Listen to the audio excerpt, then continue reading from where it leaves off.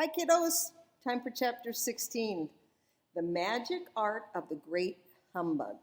Remember, a humbug is somebody who's he's like fake. He's pretending to be something that he's not. And that's what we've found out. Seems like that's what the wizard is. He's not really a wizard. He's just somebody who has made everybody think he is. Well, the next morning, the Scarecrow said to his friends, "Congratulate me. I'm going to Oz to get my brains at last, and when I return, I shall be as other men are." "I have always liked you as you were," said Dorothy simply. "It's kind of you to like a scarecrow," he replied, "but surely you will think more of me when you hear the splendid thoughts my new brain is going to turn out." Then he said goodbye to them all with a cheerful voice, and he went to the throne room where he rapped upon the door. "Come in," said Oz. The Scarecrow went in and found the little man sitting down by the window, engaged in deep thought. "I have come for my brains," said the Scarecrow, a little uneasily. "Ah, yes, sit down in that chair, please," replied Oz. "You must excuse me for taking your head off, but I shall have to do it in order to put your brains in the proper place." I wonder if this is working. Is it working? Okay. "Well, that's all right," said the Scarecrow. "You are quite welcome to take my head off as long as it will be a better one when you put it on again." So the wizard unfastened his head and emptied out the straw. Then he entered the back room and took up a measure of bran, which he mixed with a great many pins and needles. Having shaken them together thoroughly, he filled the top of the Scarecrow's head with the mixture and stuffed the rest of the space with straw to hold it in place. And when he had fastened the Scarecrow's head back on his body, he said to him, "Hereafter you will be a great man, for I have given you a lot of brand new brains." The Scarecrow was both pleased and proud at the fulfillment of his greatest wish, and having thanked Oz warmly, he went back to his friends. Dorothy looked at him curiously. His head was quite bulging out at the top with brains. "How do you feel?" she said. "I feel wise indeed," he answered earnestly. "When I get used to my brains, I shall know everything." "Well, why are those pins and needles sticking out of your head?" asked the Tin Woodman. "That's proof he's sharp," said the Lion. "Well, I must go to Oz and get my heart," said the Woodman, so he went to the throne room and knocked at the door. "Come in," called Oz, and the Woodman entered and said, "I have come for my heart." "Very well," answered the little man, "but I shall have to cut a hole in your breast so I can put your heart in the right place. I hope it won't hurt you." "Oh, no," answered the Woodman, "I shall not feel it at all." So Oz brought a pair of tin smith's shears and cut a small square hole in the left side of the Tin Woodman's breast. And then going to a chest of drawers, he took out a pretty heart, made entirely of silk and stuffed with sawdust. "Isn't it a beauty?" he asked.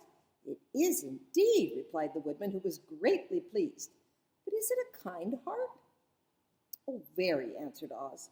He put the heart in the Woodman's breast, and then he replaced the square of tin, soldering it neatly together where he had cut it.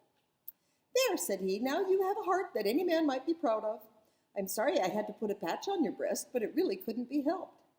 "Never mind the patch," exclaimed the happy Woodman. "I am very grateful to you, and I shall never forget your kindness." "Oh, don't speak of it," replied Oz. Then the Tin Woodman went back to his friends, who wished him every joy on account of his good fortune. The Lion now walked to the throne room and knocked at the door. "Come in," said Oz. I have come for my courage," said the Lion, entering the room.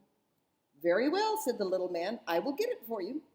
He went to a cupboard, and reaching up to a high shelf, he took down a square green bottle, the contents of which he poured into a green gold dish, beautifully carved. Placing this before the Cowardly Lion, who sniffed it as if he did not like it, the wizard said, "Drink." "What is it?" said the Lion. "Well," said Oz, "if it were inside of you, it would be courage. You know, of course, that courage is always inside one, so this really cannot be called courage until you have swallowed it. Therefore, I advise you to drink it as soon as possible." The Lion hesitated no longer, but drank until the dish was emptied. "How do you feel now?" said Oz. "Full of courage," replied the Lion, who went joyfully back to his friends to tell them of his good fortune. Oz, left to himself, smiled to think of his success in giving the Scarecrow and the Tin Woodman and the Lion exactly what they thought they wanted. "How can I help being a humbug," he said, "when all these people make me do things that everybody knows can't be done? It was easy to make the Scarecrow and the Lion and the Woodman happy because they imagined I could do anything. But it will take more than imagination to carry Dorothy back to Kansas, and I'm sure I don't know how it can be done." Chapter 17, How the Balloon Was Launched. For 3 days For 3 days, Dorothy heard nothing from Oz. These were sad days for the little girl, although her friends were all quite happy and contented. The Scarecrow told them there were wonderful thoughts in his head, but he would not say what they were because he decided to keep them to himself. Then the Tin Woodman walked around. He felt his heart rattling around in his breast, and he told Dorothy he had discovered it to be a kinder and more tender heart than the one he had owned when he was made of flesh. The Lion declared he was afraid of nothing on earth and would gladly face any army of men or a dozen of the fierce Kalidas. And thus each of the little party was satisfied except Dorothy, who longed more than ever to get back to Kansas. On the 4th day, to her great joy, Oz sent for her, and when she entered the throne room, he said pleasantly, "Sit down, my dear. I think I have found a way for you to get out of this country." "And back to Kansas?" she said. "I'm not sure about Kansas," said Oz, "for I haven't the faintest notion which way it lies. But the first thing to do is cross the desert, and then it should be easy to find your way home." "How can I cross the desert?" she inquired. "Well, I'll tell you what I think," said the little man. "You see, when I came to this country, it was in a balloon. You also came through the air, being carried by a cyclone. So I believe the best way to get across the desert will be through the air. Now, it is quite beyond my powers to make a cyclone, but I've been thinking the matter over, and I believe I could make a balloon." "How?" said Dorothy. "A balloon," said Oz, "is made of silk, which is coated with glue to keep the gas in it. I have plenty of silk in the palace, so that will be no trouble for us to make the balloon. But in all this country, there is no gas to fill the balloon with to make it float." "Well, if it won't float," said Dorothy, "it won't be of any use to us." "True," said Oz, "but there's another way to make it float, which is to fill it with hot air. And hot air isn't as good as gas, for if the air should get cold, the balloon would come down in the desert and we should be lost." "We!" exclaimed the girl. "Are you going with me?" "Yes, of course," replied Oz. "I am tired of being such a humbug. If I could get out of this palace, my people would soon discover I am not a wizard, and then they would be so vexed with me for having deceived them. So I have to stay shut up in these rooms all day, and it gets tiresome. I would much rather go back to Kansas with you and be in a circus again." "I should be glad to have your company," said Dorothy. "Thank you," he answered. "Now, if you will help me sew the silk together, we will begin work on our balloon." So Dorothy took a needle and thread, and as fast as Oz cut the strips of silk into the proper shape, the girls sewed them neatly together. First there was a strip of light green silk, then a strip of dark green silk, then a strip of emerald green silk, for Oz had a fancy to make the balloon in different shades of the color about them. It took 3 days to sew all the strips together, but when it was finished, they had a big bag full of green silk, more than 20 feet long. Then Oz painted it on the inside with a coat of thin glue to make it airtight, after which he announced that the balloon was ready. "But we must have a basket to ride in," he said, so he sent the soldier with the green whiskers for a big clothes basket, which he fastened with many ropes to the bottom of the balloon. When it was all ready, Oz sent word to his people that he was going to make a visit to a great brother wizard who lived in the clouds. The news spread rapidly throughout the city, and everyone came to see the wonderful sight. It's a little hard to see this picture the way it is, but it shows Dorothy and them all getting ready to get on the balloon, and she's in her white dress and her silver slippers. Oz ordered the balloon carried out in front of the palace, and the people gazed upon it with much curiosity. The Tin Woodman had chopped a big pile of wood, and now he made a fire of it, and Oz held the bottom of the balloon over the fire so that the hot air that rose from the fire would be caught in the silken bag. Gradually, the balloon swelled out and rose into the air until finally the basket just touched the ground. Then Oz got into the basket and said to all the people in a loud voice, "I am now going away to make a visit. While I am gone, the Scarecrow will rule over you. I command you to obey him as you would me." The balloon by this time was tugging hard at the rope that held it to the ground, for the air within it was hot, and this made it so much lighter in weight than the air without that it pulled hard to get into the sky. "Come, Dorothy," cried the wizard. "Hurry up or the balloon will fly away." "I can't find Toto anywhere," said Dorothy, who did not wish to leave her little dog behind. Toto had run into the crowd to chase a kitten, and Dorothy at last found him. She picked him up and ran toward the balloon, but when she was within a few steps of it and Oz was holding out his hands to help her into the basket, crack went the ropes and the balloon rose into the air without her. "Come back!" she screamed. "I want to go too." "I can't come back, my dear," called Oz from the basket. "Goodbye, goodbye," shouted everyone, and all eyes were turned upward to where the wizard was riding in the basket, rising every moment farther and farther into the sky. And that was the last any of them ever saw of Oz, the wonderful wizard, though he may have reached Omaha safely and be there now for all we know. But the people remembered him lovingly and said to one another, Oz was always our friend. When he was here, he built for us this beautiful Emerald City, and now he's gone, and he left the wise Scarecrow to rule over us. Still, for many days they grieved over the loss of the wonderful wizard and could not be comforted. Now we get to the next chapter, and we see the Scarecrow on his throne ruling the Emerald City. Away to the south, this is called. Dorothy wept bitterly at the passing of her hope to get home to Kansas again. But when she had thought it all over, she was glad she had not gone up in a balloon. And she also felt sorry for losing Oz, and so did her companions. The Tin Woodman came to her and said, Truly, I should be ungrateful if I failed to mourn for a man who gave me my lovely heart. I should like to cry a little because Oz is gone, if you will kindly wipe away my tears so that I shall not rust. With pleasure, she answered, and brought a towel at once. Then the Tin Woodman wept for several minutes, and she watched the tears carefully and wiped them away with the towel. When he had finished, he thanked her kindly and oiled himself thoroughly with his jeweled oil can to guard against mishaps. The Scarecrow was now the ruler of Emerald City, and although he was not a wizard, the people were very proud of him. For, they said, there is not another city in all the world that is ruled by a stuffed man. And so far as they knew, they were quite right. The morning after the balloon had gone up with Oz, the four travelers met in the throne room and talked matters over. The Scarecrow sat in the big throne, and the others stood respectfully before him.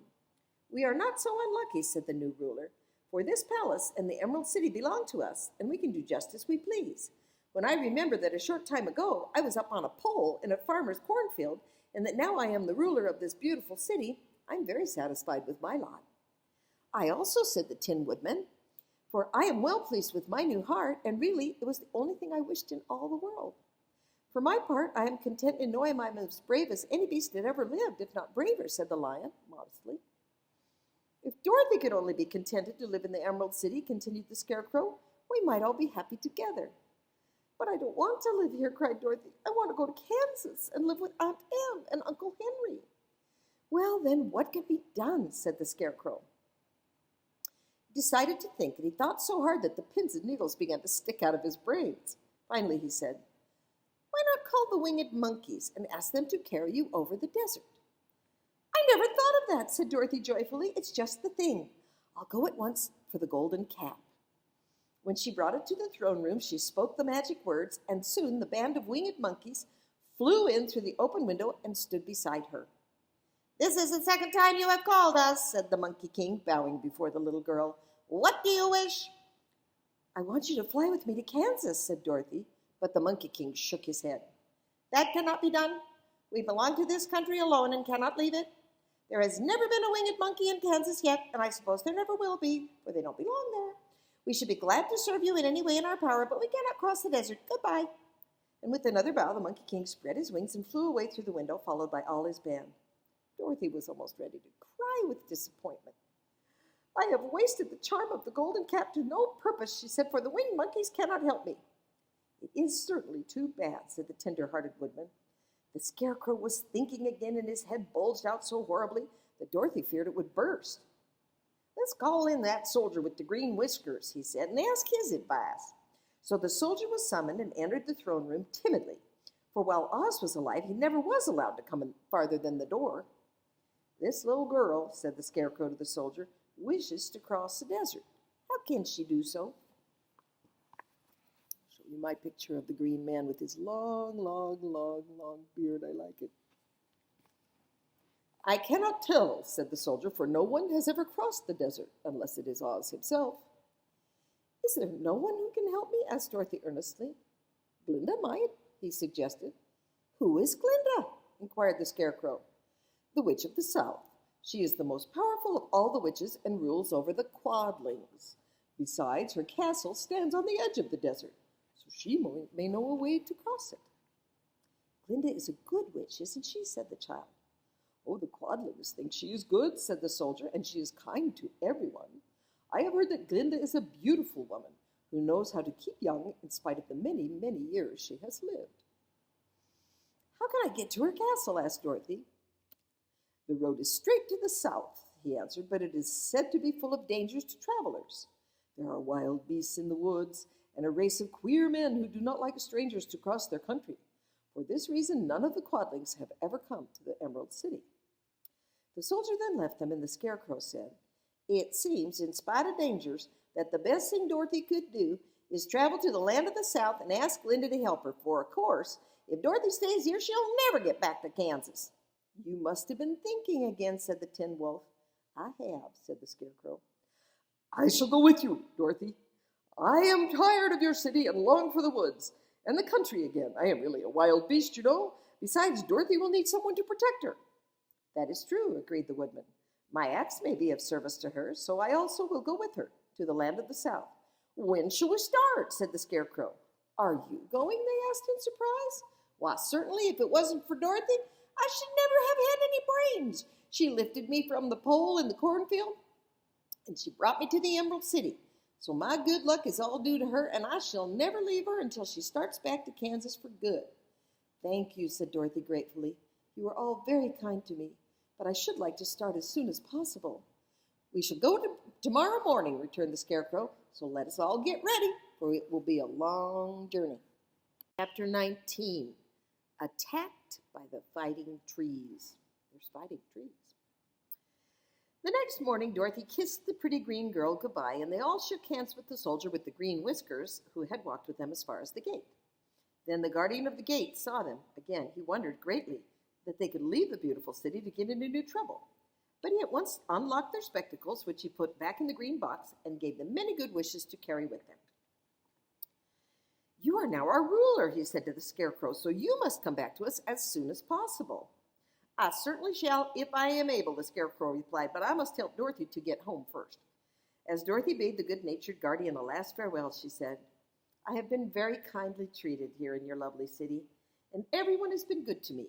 I cannot tell you how grateful I am. Don't try, my dear, he answered. We should like to keep you with us, but if it is your wish to return to Kansas, I hope you will find a way. He opened the gate of the outer wall, and they walked forth and started upon their journey. The sun shone brightly as our friends turned their faces toward the land of the south. They were all in the best of spirits and laughed and chatted together. Dorothy was once more filled with hope of getting home, and the Scarecrow and the Tin Woodman were glad to be of use to her. As for the lion, he sniffed the fresh air with delight and whisked his tail from side to side in pure joy at being in the country again, while Toto ran around them and chased the moths and butterflies, barking merrily all the time. City life does not agree with me at all, remarked the lion as they walked along at a brisk pace. I have lost much flesh since I lived there, and now I am anxious for a chance to show the other beasts how courageous I have grown. They now turned and looked at the Emerald City. All they could see was a mass of towers and steeples behind the green walls, and high up above everything the spires and dome of the Palace of Oz. Oz was not such a bad wizard after all, said the Tin Woodman, as he felt his heart rattling around in his breast. He knew how to give me brains, and very good brains too, said the Scarecrow. If Oz had taken a dose of the same courage he gave me, added the lion, he would have been a brave man. Dorothy said nothing. Oz had not kept the promise he made to her, but he had done his best, so she forgave him. As he said, he was a good man, even if he was a bad wizard. The first day's journey was through the green fields and bright flowers that stretched about the Emerald City on every side. They slept that night on the grass with nothing but the stars over them, and they rested very well indeed. In the morning they traveled on until they came to a thick wood. There was no way of going around it, for it seemed to extend to the right and left as far as they could see. And besides, they did not dare change the direction of their journey for fear of getting lost. So they looked for the place where it would be the easiest to get into the forest. The Scarecrow, who was in the lead, finally discovered a big tree with such wide-spreading branches that there was room for the party to pass underneath. So he walked forward to the tree, but just as he came under the first branches, they bent down and twined around him. And the next minute he was raised from the ground and flung headlong among his fellow travelers. Well, this did not hurt the Scarecrow, but it surprised him, and he looked rather dizzy when Dorothy picked him up. Here's another space between the trees, called the lion. "Let me try it first," said the Scarecrow, "for it doesn't hurt me to get thrown about." He walked up to another tree as he spoke, but its branches immediately seized him and tossed him back again. "This is strange," exclaimed Dorothy. "What shall we do?" "The trees seem to have made up their minds to fight us and stop our journey," remarked the Lion. "I believe I will try it myself," said the Woodman, and shouldering his axe, he marched up to the first tree that had handled the Scarecrow so roughly. When a big branch bent down to seize him, the Woodman chopped at it so fiercely that he cut it in two. At once the tree began shaking all its branches as if it was in pain, and the Tin Woodman passed safely under it. "Come on," he shouted to the others. "Be quick!" They all ran forward and passed under the tree without injury, except Toto, who was caught by a small branch and shaken until he howled. But the Woodman promptly chopped off the branch and set the little dog free. The other trees of the forest did nothing to keep them back, so they made up their minds that only that first row of trees could bend down their branches, and that probably these were the policemen in the forest, and given this wonderful power in order to keep strangers out of it. The four travelers walked with ease through the trees until they came to the farther edge of the wood, and then, to their surprise, they found before them a high wall, which seemed to be made of white china. It was smooth like the surface of a dish, and higher than their heads. "What shall we do now?" asked Dorothy. "I will make a ladder," said the Tin Woodman, "for we certainly must climb over this wall." Now we're at chapter 20, The Dainty China Country. While the Tin Woodman was making a ladder from, Now we're at chapter 20, The Dainty China Country. While the Tin Woodman was making a ladder from wood, which he had found in the forest, Dorothy lay down and slept, for she was tired by the long walk. The Lion also curled up himself to sleep, and Toto lay beside them. The Scarecrow watched the Woodman while he worked and said to him, "I cannot think why this wall is here, nor what it is made of." "Rest your brains and do not worry about the wall," replied the Woodman, "for when we have climbed over it, we shall know what's on the other side." After a time, the ladder was finished, and it looked clumsy, but the Tin Woodman was sure it was strong and would answer their purpose. The Scarecrow woke Dorothy and the Lion and Toto and told them that the ladder was ready. The Scarecrow climbed the ladder first, but he was so awkward that Dorothy had to follow close behind and keep him from falling off. And when he got his head over the top of the wall, the Scarecrow said, "Oh, my." "Go on," exclaimed Dorothy. So the Scarecrow climbed farther up and sat down on the top of the wall, and Dorothy put her head over the wall and cried, "Oh, my," just as the Scarecrow had done. Then Toto came up and immediately began to bark, "Woof, woof," but Dorothy made him be still. The Lion climbed the ladder next, and the Tin Woodman came last, and both of them cried, "Oh, my," as soon as they looked over the wall. When they were all sitting in a row on the wall, they looked down and saw a strange sight. Before them was a great stretch of country, having a floor as smooth and shining and white as the bottom of a big platter. Scattered around were many houses made entirely of china and painted in the brightest colors. These houses were quite small, the biggest of them reaching only as high as Dorothy's waist. There were also pretty little barns with china fences around them, and many cows and sheep and horses and pigs and chicken, all made of china, were standing about in groups. But the strangest thing of all were the people who lived in this queer country. There were milkmaids and shepherdesses and bright-colored bodices and gold spots all over their gowns, and princesses with the most gorgeous frocks of silver and gold and purple, shepherds dressed in knee breeches with pink and yellow and blue stripes down them, and golden buckles on their shoes, and princes with jeweled crowns upon their heads, wearing ermine robes and satin doublets, and funny clowns in ruffled gowns with round red spots upon their cheeks, and tall pointed caps.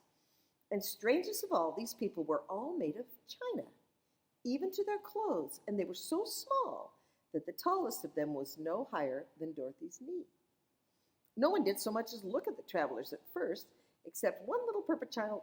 I can't say that.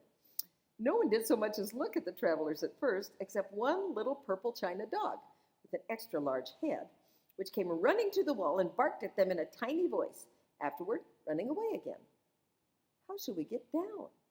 They found the ladder so heavy they could not pull it up. So the Scarecrow fell off the wall, and the others jumped down on him, so the hard floor would not hurt their feet. Of course, they took pains not to light on his head and get the pins in their feet. When all were safely down, they picked up the Scarecrow, whose body was quite flattened out, and patted his straw into shape again. "We must cross this strange place in order to get to the other side," said Dorothy, "for it would be unwise for us to go any other way except due south." They began walking through the country of the China people, and the first thing they came to was a China milkmaid milking a China cow. As they drew near, the cow suddenly gave a kick and kicked over the stool and the pail and even the milkmaid herself, all falling on the China ground with a great clatter. Dorothy was shocked to see that the cow had broken her leg off, and the pail was lying in several small pieces, while the poor milkmaid had a nick in her left elbow.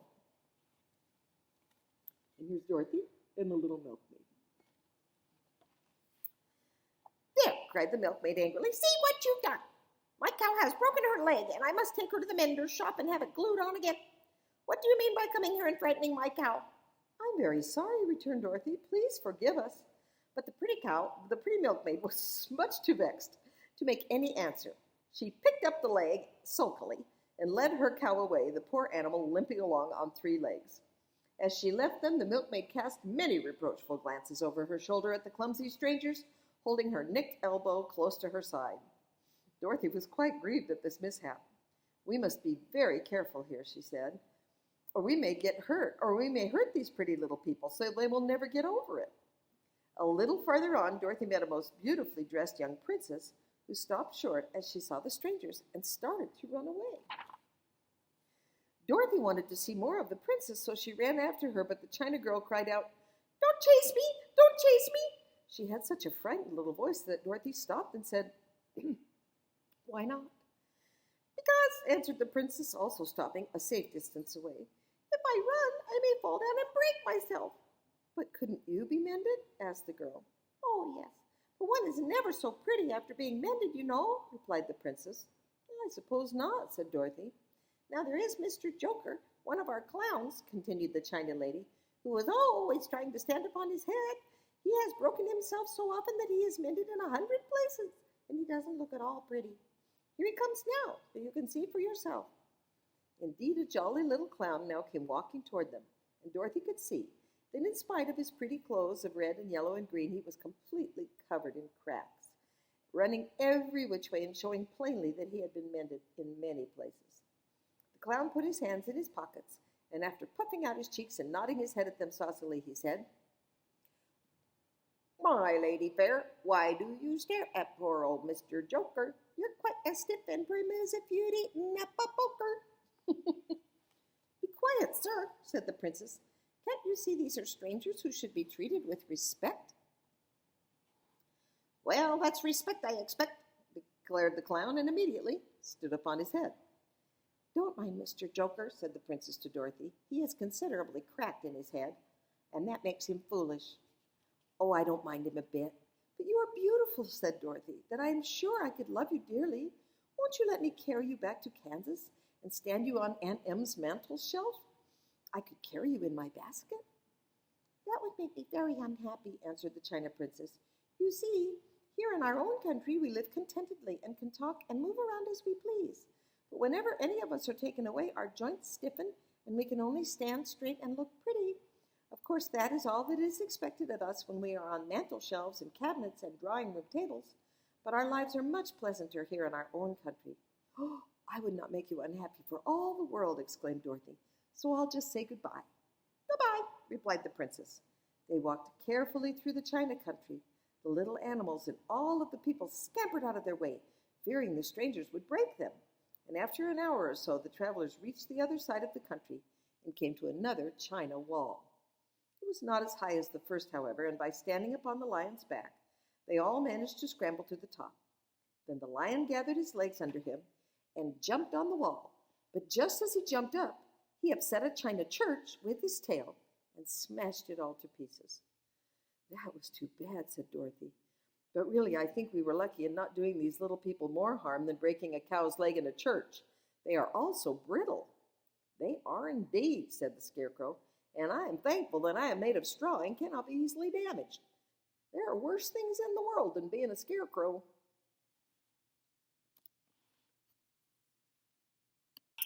Chapter 21. The Lion Becomes the King of Beasts. After climbing down from the China Wall, the travelers found themselves in a disagreeable country, full of bogs and marshes and covered with tall, rank grass. It was difficult to walk far without falling into muddy holes, for the grass was so thick that it hid them from sight. However, by carefully picking their way, they got safely along until they reached solid ground. But here the country seemed wilder than ever, and after a long and tiresome walk through the underbrush, they entered another forest, where the trees were bigger and older than any they had ever seen. "This forest is perfectly delightful," declared the lion, looking around him with joy. "Never have I seen a more beautiful place." "Seems gloomy," said the scarecrow. "Oh, not a bit of it," answered the lion. "I should like to live here all my life.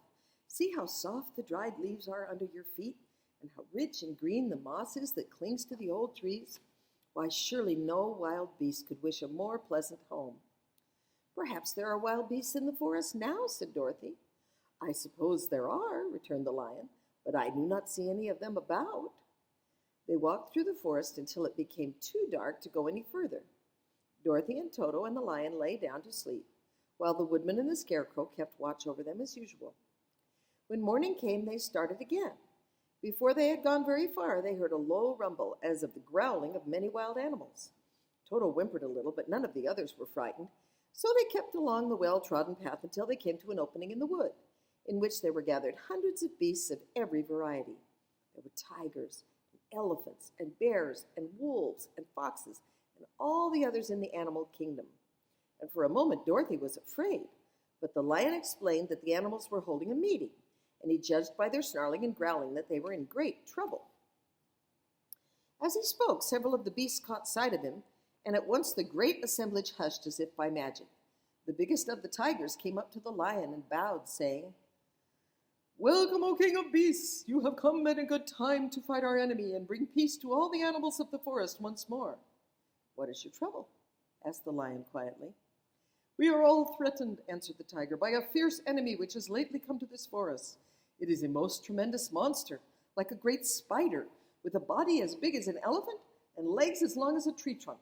It has 8 of those long legs, and as the monster crawls through the forest, he seizes an animal with a leg and drags it to his mouth, where he eats it as a spider does a fly. None of us is safe while this fierce creature is alive, and we had called a meeting to decide how to take care of ourselves when you came among us." The lion thought for a moment. "Are there any other lions in this forest?" "No, there were some, but the monster has eaten them all. And besides, they were none of them nearly so large and brave as you." "If I put an end to your enemy, will you bow down to me and obey me as the king of the forest?" asked the lion.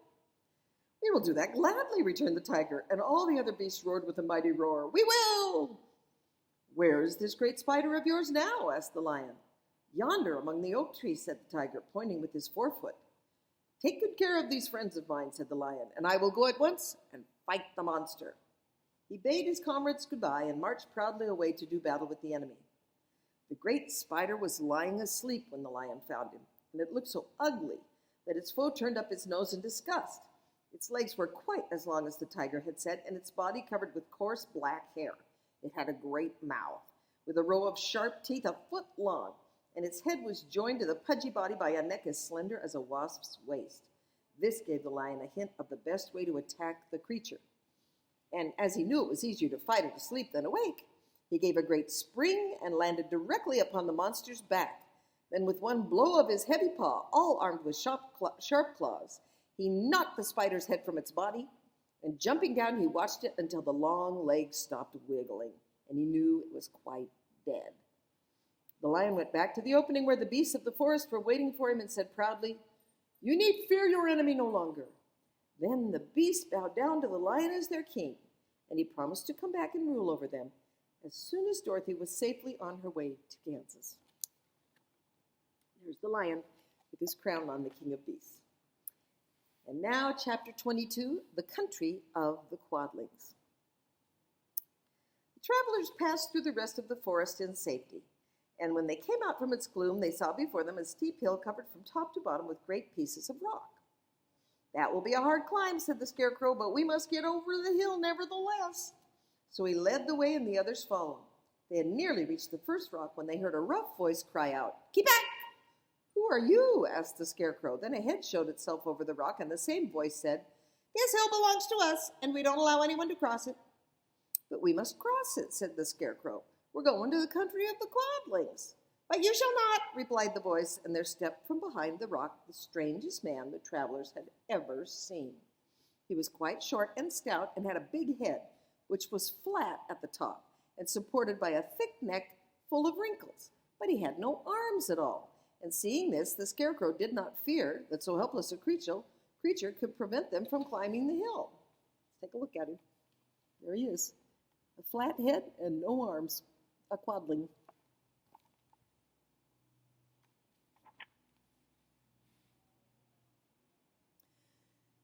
"I'm sorry not to do as you wish, but we must pass over the hill whether you like it or not," and he walked boldly forward. As quick as lightning, the man's head shot forward and his neck stretched out until the top of the head, where it was flat, struck the Scarecrow in the middle and sent him tumbling over and over and over down the hill.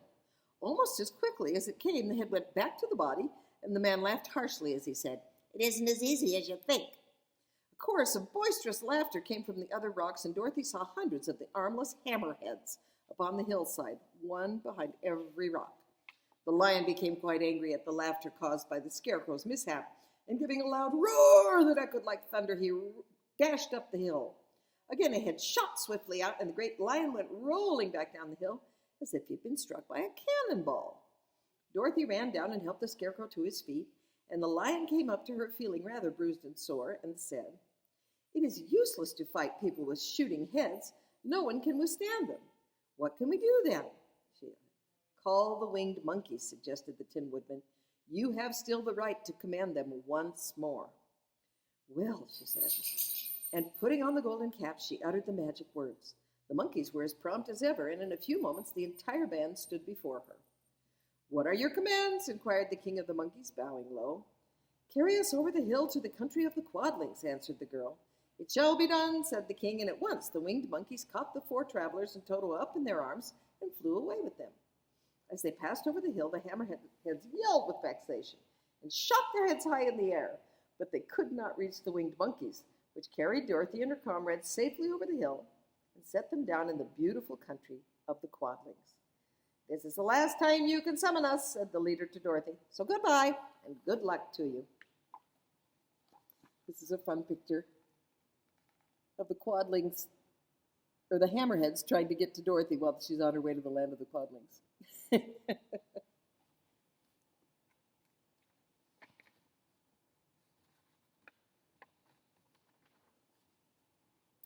"Goodbye, and thank you very much," returned the girl, and the monkeys rose into the air and were out of sight in a twinkling.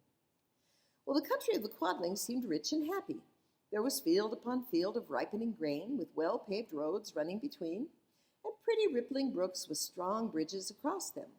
The fences and houses and bridges were all painted bright red, and just as they had been painted yellow in the country of the Winkies and blue in the country of the Munchkins. The Quadlings themselves, who were short and fat and looked chubby and good-natured, were dressed all in red, which showed bright against the green grass and the yellowing grain. The monkeys had set them down near a farmhouse, and the four travelers walked up to the farmhouse and knocked at the door. It was opened by the farmer's wife, and when Dorothy asked for something to eat, the woman gave them all a good dinner, with 3 kinds of cake and 4 kinds of cookies and a bowl of milk for Toto. "How far is it to the castle of Glinda?" asked the child. "Oh, it is not a great way," answered the farmer's wife. "Take the road to the south, and you will soon reach it." Thanking the good woman, they started afresh and walked by the fields and across pretty bridges until they saw before them a very beautiful castle. Before the gates were 3 young girls, dressed in handsome red uniforms trimmed with gold braid, and as Dorothy approached, one of them said to her, "Why have you come to the South Country?" "To see the good witch who rules here," she answered. "Will you take me to her?" "Let me have your name, and I will ask Glinda if she will receive you." They told who they were, and the girl soldier went into the castle, and after a few moments she came back to say that Dorothy and the others would be admitted at once. Here's the picture of the beautiful castle where they've been. Chap- Chapter 23, The Good Witch Grants Dorothy's Wish. Before they went to see Glinda, however, they were taken to a room of the castle, where Dorothy washed her face and combed her hair, and the lion shook the dust out of his mane. The Scarecrow patted himself into his best shape, and the woodman polished his tin and oiled his joints. When they were all quite presentable, they followed the soldier girl into a big room, where the witch Glinda sat upon a throne of rubies. She was both beautiful and young to their eyes. Her dress was rich red in color and fell in flowing ringlets over her shoulders. Her hair was a rich red in color and fell in flowing ringlets over her shoulders. Her dress was pure white, but her eyes were blue, and they looked kindly upon the little girl. "What can I do for you, my child?" she said. Dorothy told the witch all her story, how the cyclone had brought her to the land of Oz, how she had found her companions, and of the wonderful adventures they had met with. "My greatest wish now," she said, "is to get back to Kansas, for Aunt Em will surely think something dreadful has happened to me, and that will make her go into mourning, and unless the crops are better this year than they were last year, I'm sure Uncle Henry cannot afford it."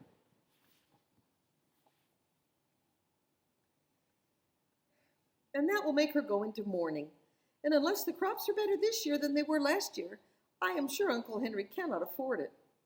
Glinda leaned forward and kissed the sweet upturned face of the loving little girl. "Bless your dear heart," she said. "I'm sure I can tell you of a way to get back to Kansas." Then she added, "But if I do, you must give me the golden cap." "Oh, willingly!" exclaimed Dorothy. "Indeed, it is no longer of use to me now, and when you have it, you can command the winged monkeys 3 times." "And I think I shall need their service just those 3 times," answered Glinda, smiling. Dorothy then gave her the golden cap, and the witch said to the Scarecrow, "What will you do when Dorothy has left us?" "I will return to the Emerald City," he replied, "for Oz has made me its ruler, and the people like me. The only thing that worries me is how to cross the hill with the hammerheads." "By means of the golden cap, I shall command the winged monkeys to carry you to the gates of the Emerald City," she said, "for it would be a shame to deprive the people of so wonderful a ruler." "Am I really wonderful?" said the Scarecrow. "You are unusual," replied Glinda. Turning to the Tin Woodman, she said, "What will become of you when Dorothy leaves this country?" He leaned on his axe and thought a moment, and then he said, "The Winkies were very kind to me, and wanted me to rule over them after the Wicked Witch died." "Then my second command to the winged monkeys," said Glinda, "will be that they carry you safely to the land of the Winkies. Your brains may not be so large to look at as those of your Scarecrow, but you are really brighter than he is. When you are well polished, and I am sure you will rule the Winkies wisely and well." And then the witch looked at the big shaggy lion and asked, "When Dorothy has returned to her home, what will become of you?" "Over the hill of the Hammerheads," he answered, "lies a grand old forest, and all of the beasts that live there have made me their king. If I could only get back to this forest, I would pass my life happily there." "My third command to the winged monkeys," said Glinda, "should be to carry you to your forest. Then, having used up the powers of the golden cap, I shall give it to the king of the monkeys, that he and his band may thereafter be free forevermore." So this is a wonderful picture of the Good Witch granting all of their wishes.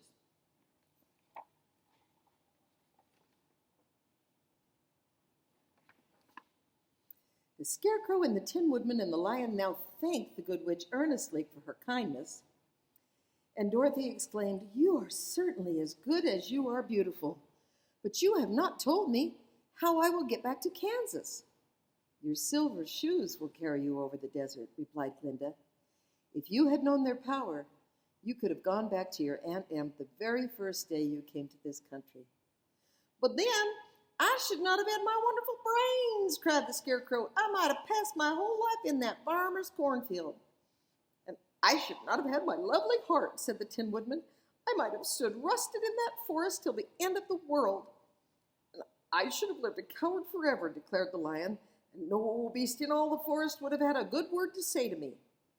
"Well, this is all true," said Dorothy, "and I am glad I was of use to these good friends. But now that each of them has what he most desired, and each is happy and having a kingdom to rule besides, I think I should like to go back to Kansas." "The silver shoes," said the Good Witch, "have wonderful powers, and one of the most curious things about them as they can carry you to any place in the world in 3 steps. And each step will be made in the wink of an eye. All you have to do is knock the heels together 3 times and command the shoes to carry you wherever you wish to go. If that is so, said the child joyfully, I will ask them to carry me back to Kansas at once. She threw her arms around the lion's neck and kissed him, patting his big head tenderly. Then she kissed the Tin Woodman, who was weeping in a way most dangerous to his joints. But she hugged the soft, stuffed body of the Scarecrow in her arms instead of kissing his painted face, and found she was crying herself at this sorrowful parting from her loving comrades. Glinda the Good stepped down from her ruby throne to give the little girl a goodbye kiss, and Dorothy thanked her for all the kindness she had shown to her friends and herself. Dorothy now took Toto up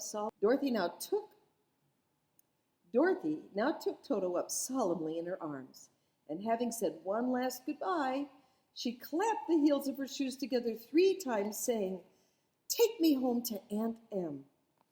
Instantly she was whirling through the air, so swiftly that all she could see or feel was the wind whistling past her ears. The silver shoes took but 3 steps, and then she stopped so suddenly that she rolled over upon the grass several times before she knew where she was. At length, however, she sat up and looked about her. Good gracious, she cried, for she was sitting on the broad Kansas prairie, and just before her was the new farmhouse Uncle Henry built after the cyclone had carried away the old one. Uncle Henry was milking the cows in the barnyard, and Toto had jumped out of her arms and was running toward the barn, barking joyously. Dorothy stood up and found she was in her stocking feet, for the silver shoes had fallen off in her flight through the air and were lost forever in the desert. And now the final chapter, called Home Again. Aunt Em had just come out of the house to water the cabbages when she looked up and saw Dorothy running toward her. My darling child, she cried, folding the little girl in her arms and covering her face with kisses. Where in the world did you come from? From the land of Oz, said Dorothy gravely. And here is Toto, too. And oh, Auntie Em, I am so glad to be home again. And that's the end of the story. I hope you've enjoyed The Wizard of Oz. I loved this book when I was a little girl, and after I read The Wizard of Oz, I read all the Oz books. Frank Baum, the author, wrote several books about the characters of Oz, and I loved all of the imaginary characters he came up with and the funny way he had of telling things. It was just a world I loved to go and visit. And that's the fun thing about reading a book. It can take you to a world that may not even exist in real life, but it begins to seem real to you. So I'm happy to read a book to you now and then. It's my favorite thing to do. And I have a fun idea for our next book, if you would like to read it with me. And that is, I thought it would be fun if we read Winnie the Pooh together, which was my very favorite book when I was a little girl. I read the Winnie the Pooh book. I remember I read it at least 8 times because I used to tell people that. Anyway, so I thought it would be fun if we read Winnie the Pooh. And your assignment about Winnie the Pooh is to choose which character you want to be. Everybody gets to be a character in the book. And you decide which character you'd like to be, and Grandma will get you a stuffed animal of that character. So you have to call me or text me or FaceTime me and let me know which character you want to be. And when you do, I'll send you that character in the mail. And when we all get our characters, we'll read Winnie the Pooh together. So Grammy loves you, and I'll talk to you soon. Bye-bye.